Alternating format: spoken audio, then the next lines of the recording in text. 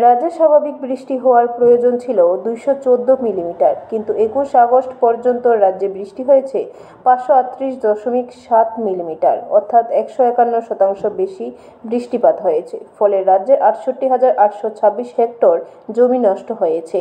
ক্ষতিগ্রস্ত হয়েছে 1,41,406 জন কৃষক। 3,19,773 জন বিদ্যুৎ গ্রাহকের ক্ষতি হয়েছে।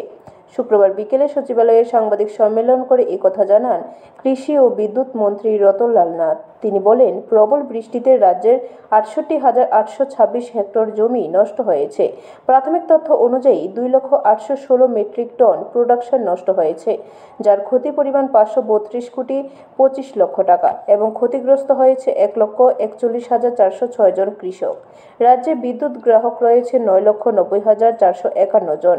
এর মধ্যে সক্রিয় গ্রাহক হল 9,05,614 জন। এর মধ্যে ক্ষতি হয়েছে 3,19,773 জন। 35.31% গ্রাহক ক্ষতিগ্রস্ত।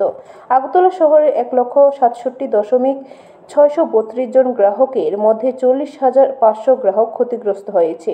24% গ্রাহক ক্ষতিগ্রস্ত। সারাই করার ফলে বর্তমানে 13% গ্রাহক কর্তৃপক্ষ রয়েছে। বিশেষ করে 501টি বৈদ্যুতিক ট্রান্সফরমার নষ্ট হয়েছে বলে জানিয়েছেন মন্ত্রী। এটা অলরেডি নিউ টেকনোলজি এনে এটাকে ডাবল করার জন্য আমরা চেষ্টা করছি। 10 থেকে 15 মেগাওয়াট করা যায় কিনা চেষ্টা করছি। স্যার, কৃষি ক্ষেত্রে এবং হর্টিকালচার ক্ষেত্রে তো বিশাল পরিমাণ ক্ষতি হয়েছে। সেই ক্ষেত্রে এই যারা কৃষকরা ক্ষয়ক্ষতি হয়েছে সেক্ষেত্রে দপ্তর কি ধরনের ব্যবস্থা গ্রহণ করবে? আমরা অলরেডি দেখুন, আজকে কথা বলা হচ্ছে, পরশু দিনে কথা বলা যেত। এখন প্রথম কাজ উদ্ধার। জানেন, হেলিকপ্টার ড্রপ করছে জিনিসপত্র। এখন ক্ষয়ক্ষতির প্রশ্ন না, এখন মানুষ উদ্ধার। মানুষকে উদ্ধার করতে মানুষকে বাঁচাতে হবে। আর ক্ষয়ক্ষতির জন্য টাইম টু টাইম আমরা রেভিনিউ ডিপার্টমেন্টে জানিয়ে রাখছি।